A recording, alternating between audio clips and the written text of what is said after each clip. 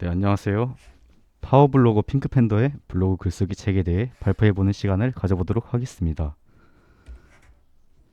발표 순서는 먼저 책을 읽게 된 계기와 이유를 말하고 이 책의 주된 내용인 블로그에 글을 어떻게 써야 하는지에 대해 발표를 진행해 보도록 하겠습니다.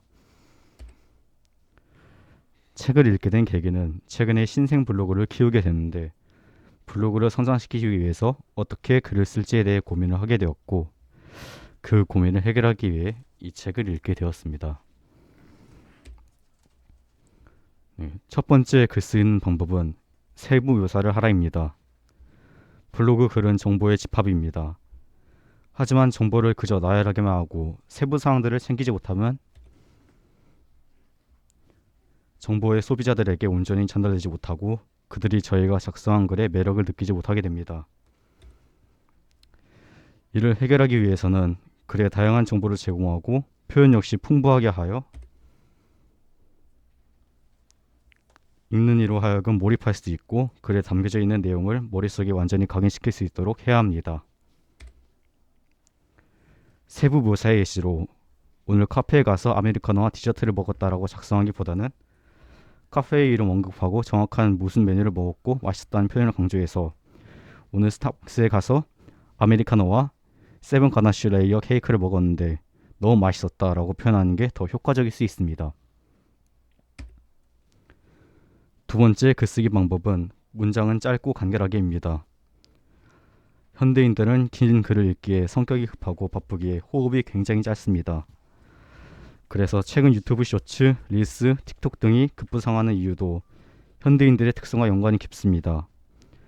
이러한 현대인들의 특성 덕분에 과거에 글에 문장이 길게 썼던 시절대로 글을 작성한다면 문장의 몰입도가 떨어져 독자들이 글의 흥미를 잃게 됩니다. 이렇게 현대인들의 니즈에 맞추기 위해 문장을 짧게 쓰는 방법은 먼저 생각나는 대로 글을 적는 것입니다. 다음으로 구도를 읽어보면서 어색한 부분을 제거합니다. 마지막으로 문장 속 중복된 어휘, 표현을 제거합니다. 이러한 과정을 반복하게 되면 문장이 조금 더 간결해지고 독자들이 이해하기 쉬워질 것입니다. 세 번째 글쓰기 방법은 그리고 그래서 그런데 그러나 즉 접속사입니다. 책의 저자의 표현을 빌리자면 접속사는 공포영화의 무서운 장면 같습니다. 무서운 장면은 영화를 조금 더 극적이게 하고 몰입하기 돕습니다.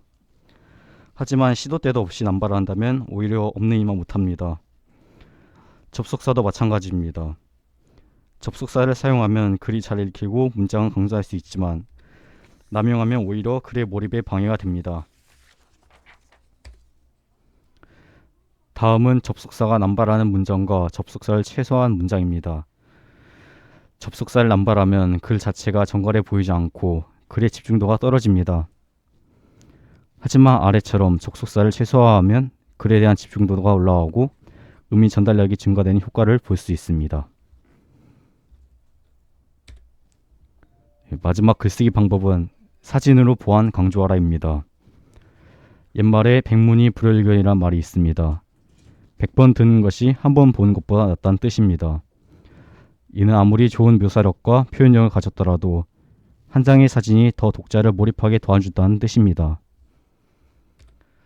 예시를 들어 더 설명하자면 이렇게 글만 보면 집중도가 떨어지고 흥미를 느끼지 못하는데 이에 적절한 사진 하나를 배치함으로써 글에 대한 집중도와 매력을 높일 수 있는 것을 보실 수 있습니다.